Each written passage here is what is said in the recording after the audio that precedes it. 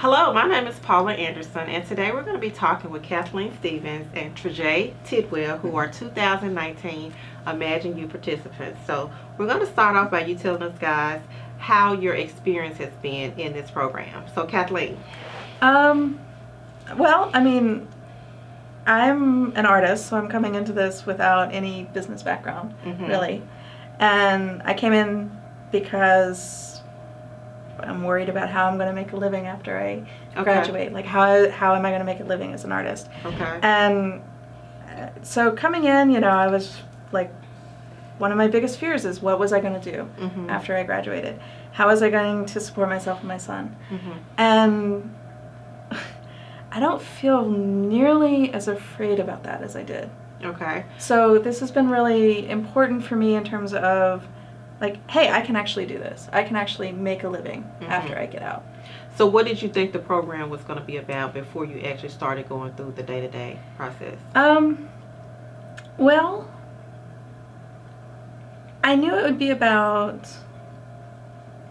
like, how to run a business, but I didn't know what that really entailed. Okay. So I probably had more of a impression that it was going to be like day-to-day operations. I was going to learn accounting. I was going to learn how to handle taxes, all those kinds of things. But that's not really like the core of what you need to know to run your own business. What you need to know in order to run your own business is how to problem solve, how to figure out what customers want, how to make sure that your product is a good fit for your customers, and that your customers then, if you're delivering something customers want, they're going to actually buy it. Right. So all of that, like, I didn't even expect that to be like part of it. I didn't realize that was important, but that's what I've been learning, and that's why I'm like, oh, I can do this. Okay. So Trejee, what about you? Well, I'm not really a newcomer when it comes to entrepreneurship because I had experience with light. But that's more on I wouldn't say amateur, but I was like when I was in high school, and so it was more one-on-one with a lot of guidance. Okay. And so with this program, it was more, I guess it was more of actual like career setting, like workplace setting, which was new to me, which I really, it was really more time to adjust because more so usually it was me doing everything on my own, whereas now I had to focus on one particular task, and that can be sort of nerve-wracking, but over time I learned how to overcome it. Okay. So we're going to talk about the lean canvas model. So coming into this program, you really didn't know what entrepreneurship really was until you started to go over some of these processes. So what was it about the lean canvas model that has kind of stuck with you throughout the program? It's visual. Okay. It gives me so I thought businesses need a business plan. That's like something that's really, really text heavy. You can't look at it and get a grasp of what your business is. Like, just like that. The lean canvas is a one-page thing. It's laid out. It's got text on it, but it's still like organized in a visual way. So for me, being a visual thinker, it's like that made sense. Okay. So what part of the lean canvas do you kind of most resonated with you? The minimum viable product part. Okay. And one of the things I think that I found so interesting about that is that we then, like, we focused in on that and we took it out and mapped out customer pain points and pains and gains and all of that. And it's like, because of the project we were actually working on, which dealt with the art marketplace, we were able to identify almost 30 pain points in the art buying process for customers. And that's a huge number. It's like, wow, if you can take even a little bit of that out, you're going to increase the number of customers that you're going to get. Okay. And so for me, just like from a usable going forward, this is something I'm going to carry with me for the rest of my life, is this idea of, hey, you solve problems for people, they're going to want to buy stuff from you. Okay. What about you, Trejee? Well, lean canvas to me is more of, it's not a business model or a business plan. It's really what it says. It's really a canvas, so you're able to, I guess you can create what you want. It's not really line by line. You're able to edit and add your own tweaks to it. Okay. And like really that being said, well, like the part that really stuck out most to me was user journey, because my hobbies include always just trying to figure out Mhm. what's not going to work and what's going to work and how. If it's not going to work, why won't it work? Mhm. And trying to make it work in a way. And with the user journey, you're able to see exactly how your service or how your product is supposed to Mhm. help the user, and if it will be of any help or use to the user, and what problems your product might have. Okay. Because after all, once you develop a product, there can be other problems that will arise that might arise at a later date, and you can fix on another, at a later date as well. But that's always showing that there's room for improvement everywhere, and that with entrepreneurship, there's always going to be like a spot to fill and a service to fill as well. Okay. So when you're referring to user journey, you're referring to the user persona, like who is your ideal customer. So who is your ideal customer to purchase the art? So our ideal customer will be someone who wants to find art that represents their personality and their background and really their surroundings. Because one thing we realized when doing customer discovery or really just looking at art is that it has a history like a person. When you're trying to find, when you're buying artwork for your house, you want artwork to fit within you and it represents something to you and speaks to you on a daily basis. Okay. And that's like a person. Because when you find your friend or you find your spouse or significant other, that's the person that you're talking to on a daily basis that you care about, and they share some connections with you. With art being like that, we want to be able to establish that connection. So that being said, our ideal customer will be someone who wants to develop connection with art and not just have a painting on their wall, but someone who wants a canvas that speaks to them and reminds them of who they are. Okay, so thinking about like their personality traits or what their interests are, what is that what you're talking about as far as artwork that speaks to them? Yes, ma'am. Okay. So give me an example of a person who would want to purchase like Christian art. Well, I can say someone who would like want to purchase Christian art. That would be someone who would obviously have roots to the Christian church, whether it's through the Christian church or through the Christian belief system. And so when we find if we have an artist who makes art that applies to that demonstrates Christianic themes and Judeo-Christian themes, what our platform would do is just more so it would just provide that artwork to you based on your preferences. Okay. Because once you looked at so many pieces of artwork and we've seen what you don't like and what you do like, we'll recognize certain themes. And if you start labeling those things that you like and why you like this piece of artwork, we'll help provide more. And with that being said, as you provide more feedback, you'll get more Christian art. Because once again, we'll see more things where maybe you like the cross, and so we'll start showing you paintings with more crosses or pottery or sculptures with more crosses in them that signify that. Okay, so let's talk about customer discovery. So how many customers did you actually have to interview to kind of get more information about what you're trying to do with your business? We've had almost 200 customer contacts at this point. Wow. Not all interview. Some of that has been online surveys. We've interviewed artists, because artists are one of our customers. We've also interviewed general public.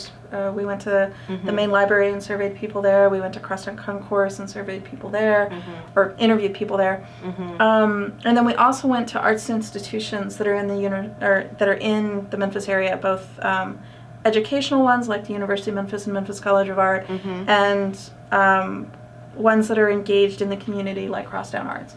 So we talked to, representatives from different parts of what we're calling the art ecosystem in Memphis. Okay. And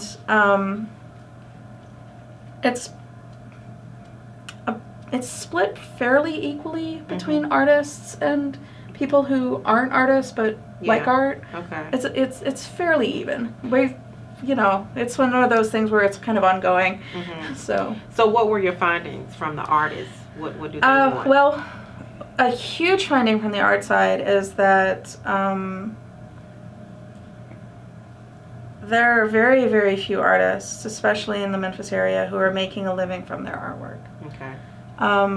Almost, I think pretty much every artist that we've talked to, they're supplementing with something else. Sometimes those other supplementations are arts related, like they're working for an arts organization or they're teaching art or something like that. But sometimes they're doing something else. They're spending 40, 50, 60 hours of the week Mhm. on something that's not related to what they really want to be doing. Okay.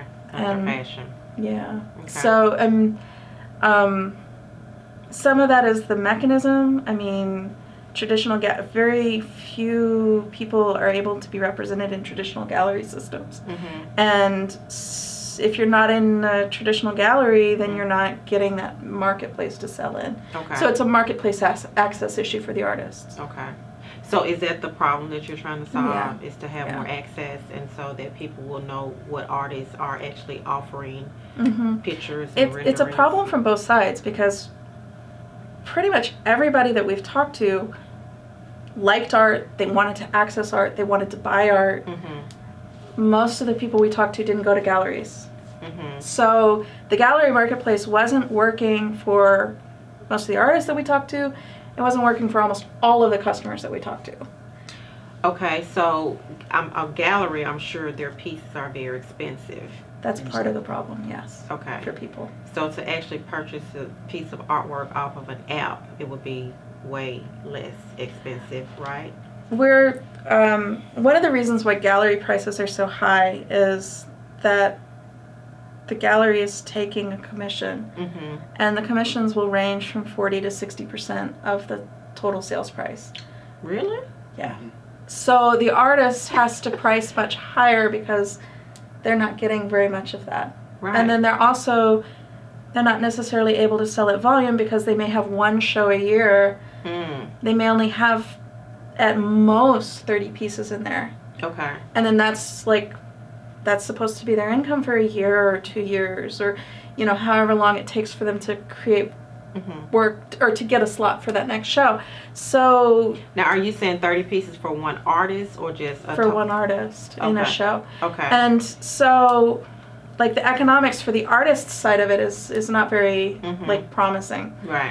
And then from a customer point of view, I mean, you're looking at prices that are $1,000, $10,000. Most people who want to buy art don't have that kind of money to just drop all at once. Right. So by providing a rent to buy option, we're letting that price stretch out Mhm. over a longer period of time. Mhm. But B, because the artist is getting the entire sales price from Mm. our model, they don't have to price it as high Gotcha. because they're getting the whole chunk.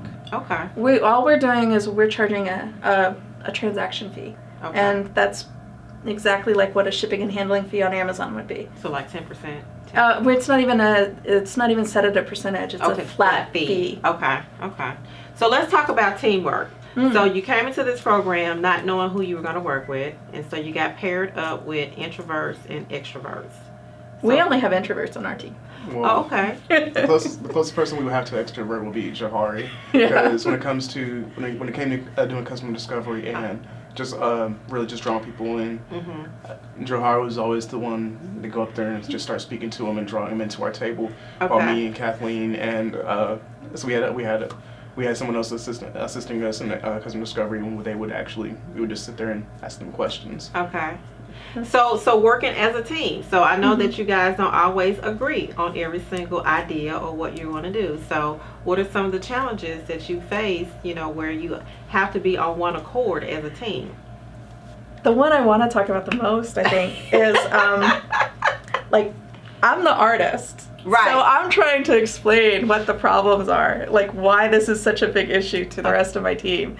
And what's really amazing is that it was customer discovery that really solved the problem. Because somebody else. Because we had two really critical interviews where one was an art instructor and the other was an art student, Mhm. and they were brave enough to be very vulnerable Mhm. with the people. And it was not me asking the questions, because whenever we were dealing with artists, I had somebody else ask questions. I didn't want to Mhm. influence it at all. And in both of those interviews, the rest of my team finally heard it. They finally heard why this is an issue and why this is a problem and how it impacted not just the artists themselves, but everybody around the artist, everybody in the artist community. Yeah. The families, the friends, Okay. everybody who is impacted by the fact that the artist is not able to make a living because of the economic situation that the artist is in. Okay.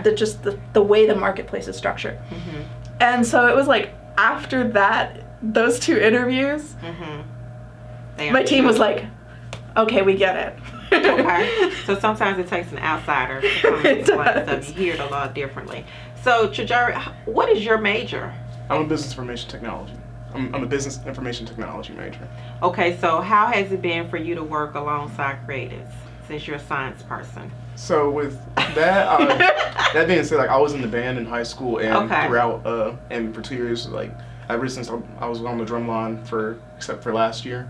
So I've been around, like when it comes to music, I've been, like music is one of the arts as I consider. So when it came to actually transitioning, there were some difficulties, but there were some understandings that I was able to like latch on to. And so it wasn't completely a foreign background, but it was something that took a little more of like with music and art. It's like some people don't like a certain song. That goes in the same thing with a personality. Not everybody's friends with the same person because they don't vibe with that person. And so it's like music and with art and with a visual art, it's the same thing that everybody's gonna like it for a certain reason. So it just took me some time to take what I learned from music and to apply it to art. And see the correlations. So I want to add though that Trey, like when it came to like actually solving like the problem, he had some of the most creative solutions